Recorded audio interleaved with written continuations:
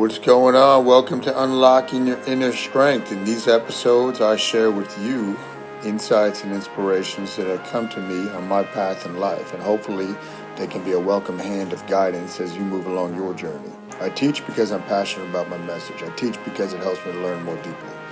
Thanks for sharing a few minutes of your time with me for this week's episode, and without further ado, here is this week's show.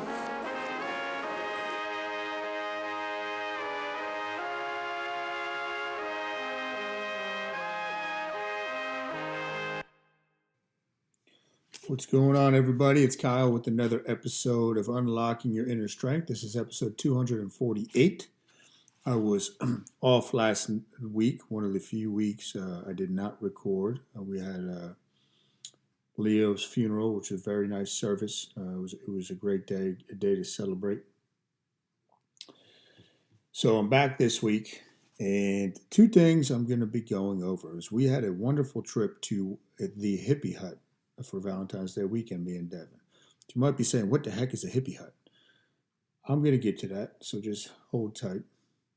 First thing I want to start with is some lessons from my hamstring tear. Now, you may or may not know, about a week and a half ago, I was at jiu-jitsu. It had nothing to do with jiu-jitsu. It was a very benign thing as far as how it happened. It wasn't like a special move. This could have happened pretty much doing anything. My leg was planted, though, and 10 minutes in, hamstring pop. And I knew it was pretty bad, but, I tried to participate a little bit more, and I said, I got to sit this one out. So a couple of years ago, we were doing one of the Saturday morning workouts at Newell Strength when the whole crew was there. I was lunging heavy. This is probably when I was 250 pounds, so 30 pounds ago. I had like 275 pounds on my back. I'm doing walking lunges down the turf, and I had a sled attached to my waist, so I'm pulling like 300 pounds as well. And I'm doing it, no problem. But coming out of the hole, out of the step, bam, my right hamstring popped. Almost like I got shot in the hamstring. Boom, dropped the weight. And, felt around. I didn't think anything came off the bone. So it took about a week to two to heal. Now, what happens when you tear a hamstring, and this is something that I learned from Charlie Francis. So if you're into strength training at all, or you want to know deeper stuff about this, look up Charlie Francis. He was the Canadian track coach back when Ben Johnson had the scandal in the '88 Olympics in Seoul. Fascinating coach, though. Excellent coach. Knew more about the human body than most people can ever fathom. But he would talk about, so these sprinters that he would train, they would get hamstring tears sometimes. But they would have races scheduled. They had these things lined up, and they couldn't miss. I mean, you can't miss the national championships, the world championships, because you pulled your hamstring. So he figured out how to really get them to heal, even with severe hamstring tears, within a very quick period of time. So I've used a lot of his protocols throughout the years, but basically getting back to what I was saying, when you tear a hamstring, right, and this could go for any muscle, let's say you tear it right here. Now, if you don't deal with that scar tissue and get it to remodel the same way, it's not as pliable as it is, you're going to pull that probably again, and most people think it's the same pull. It's not. You're going to pull it adjacent, right down the line, not right here. And this can keep happening if we don't address the issue. It just keeps going further down the line. So mine, obviously, I did not deal with my other one correctly all the way because, good is good enough. I was back to normal and back to regular workouts pretty quick with the other one. This one was worse. And again, that's what I get. That's the price I paid for not making sure I didn't do the soft tissue work on it as much as I should have. But anyhow, a couple key things. First of all, you can't feel pity for yourself when you get hurt. It could be any injury. What do I mean by that? Yeah, you could feel sorry for a couple minutes, but I suppose I phrased that wrong. It happened. When you get hurt, it happens. You can't change it. So don't say, man, what if I did? No. It happened. Forget it. It's over. Now you got to deal with it. Right now you got to deal with it. And that brings to mind another thing about injuries, that something that the great Louis Simmons taught me with my first patellar tendon rupture, is you could have full range of motion. You could be pain free with your injury. But until you're over the injury mentally, you're not healed. And this is where a lot of people get held up. So that was one thing. And that night I had to train a lacrosse team and a new client, and I was in pain. This is a week and a half ago. I was in bad pain. It was hard for me to get in the truck at the end of the night. But when you can, you keep moving. You keep your routine going. So that night, Devin said, well, you're not going to work out tomorrow, are you? And I said, of course I'm going to work out. Kind of looked at her like she was crazy. And she knows me. She probably knew the answer she was going to get. But to me, it's important. You have to keep routine as much as you can, okay, when you get injured or you get these obstacles that pop up. So that's one thing. As far as the healing protocol, some of you might have seen some videos I had out there. I was getting some work done through Ryan and Yvonne. Really cool stuff, massage and magnetic. Ryan's going to be on a podcast. He could explain this a lot better than me, but he uses his hand manually and really moving the blood around. And the bruising is much better. It was pretty severe. So making sure I'm doing that stuff. I'm doing some scraping. I use heat on my injuries. People disagree with me. I don't really care. It's worked for me. It's worked for all the patella tendon rupturees around the world that I've helped. As a matter of fact, my second patella tendon rupture, I didn't use ice one time. To me, ice is more for pain.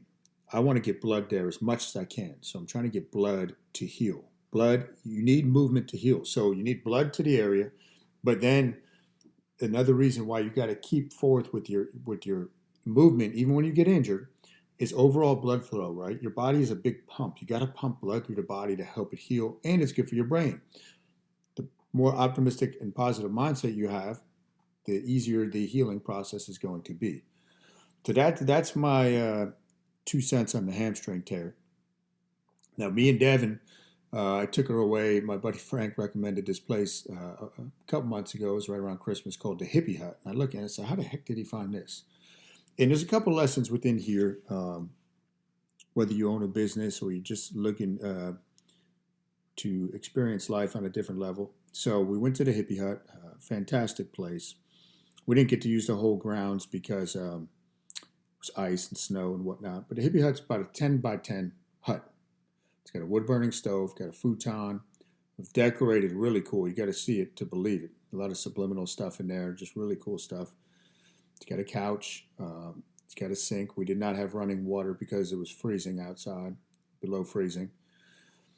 And most people would say, man, that sounds terrible.